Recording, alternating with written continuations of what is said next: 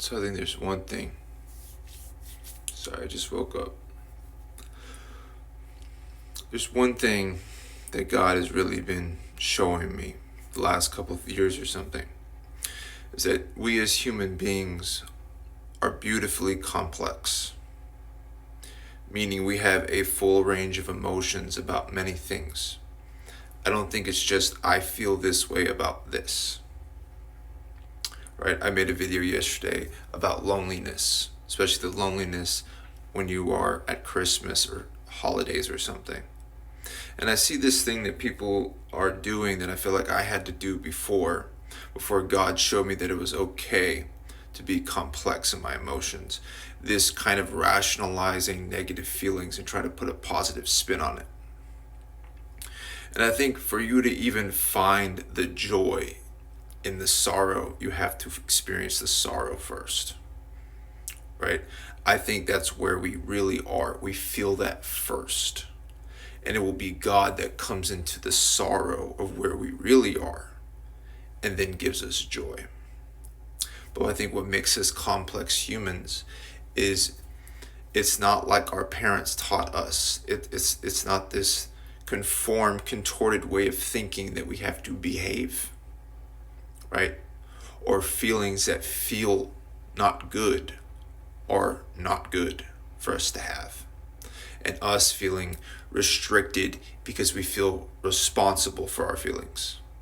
And in this, I see this especially as it relates to God and us trying to put on faith that hasn't been produced yet. I'm going to, because God is with me, I don't feel alone.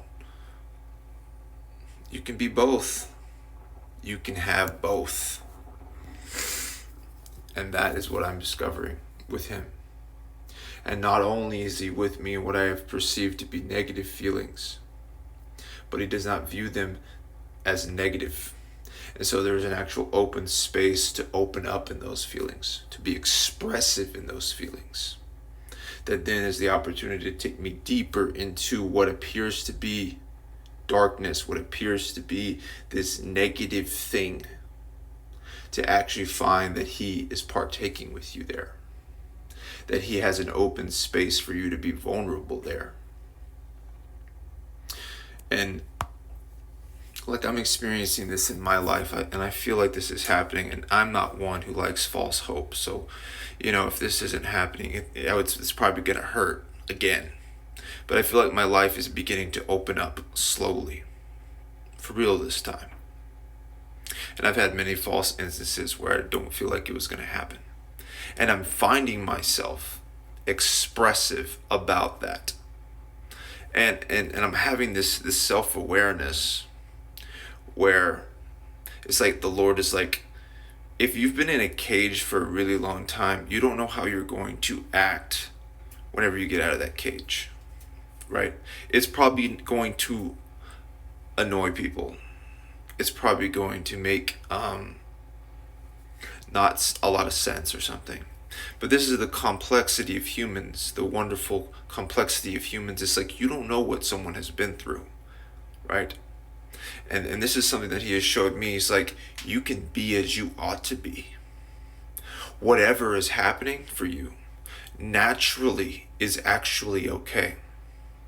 It's not something that you need to get a handle on. Like, I don't know how I'm going to be coming out of a confined space into something more open if my life is truly opening up for me, right?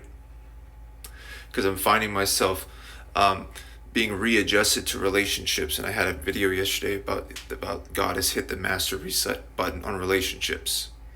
It's no longer where I am trying to keep down for the sake of another person's whatever, right?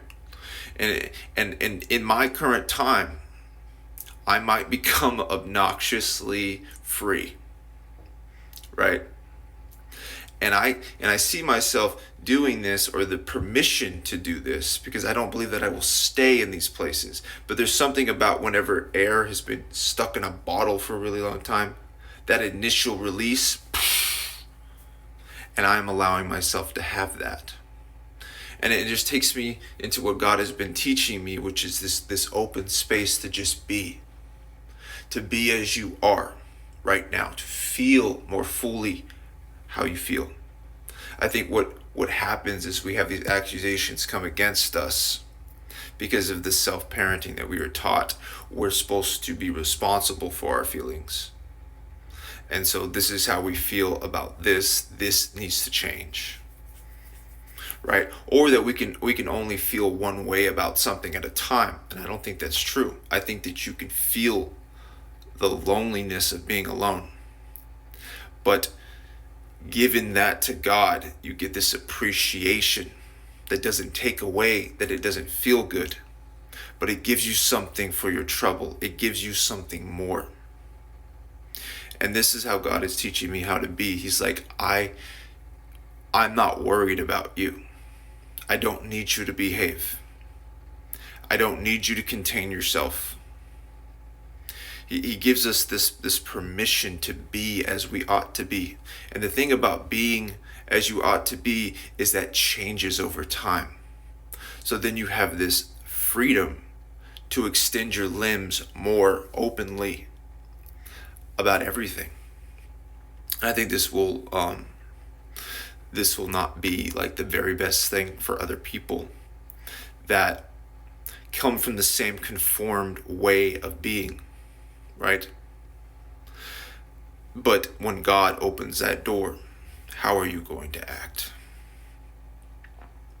When you have lived a life of sorrow and joy comes in, you think I'm just going to chill on that? I don't think so. But he's made us beautifully complex. We're able to really be feeling all these different kinds of ways, to have a mixed array of emotions about many things. And it comes from an understanding, and it comes from the times that we've been let down. It comes from the times that life has hurt us, that you feel that. I especially see it in the church where we feel like, because now we have a relationship with God, we are supposed to put that positive spin on things. You can feel forsaken by God fully in the presence of God. And I think feeling fully forsaken in the presence of God will actually build intimacy and deeper trust with him, as you find that you could let that out and you were not forsaken. So I think that we have this mindset that if we act a certain way, we will be forsaken, which basically just shows us where we really are in relationship to God's going to stay if I act like this, or God's going to leave if I act like that. It's like that's what our parents taught us. I think that's what most parents teach you. They don't know any better. They teach you how to behave. But to behave is very limited. Society teaches you to behave, to conform, to be kind of docile in this way. That's very limiting. It's very stunting emotionally to the human experience. And I'm finding that as I cry deeper, I'm able to laugh deeper. That I myself am getting deeper. Because he is taking me into these places where I was like, oh, this is off limits. I'm not supposed to feel this way about this, especially now that I'm a Christian or I'm in the church, right? It's like, no, because you are a Christian, because you're in the church, you get to fully be in this, unrestricted. Almost you're like taken away by this emotion that you think you're going to be forever if you give into it or something. And then you find that it passes like a wave. And you find that God received you in that place that you felt negative. That place that you felt not good. That place that you felt like you weren't supposed to let out. You were received there. And then he receives you here, and then he receives you there. He receives all of you.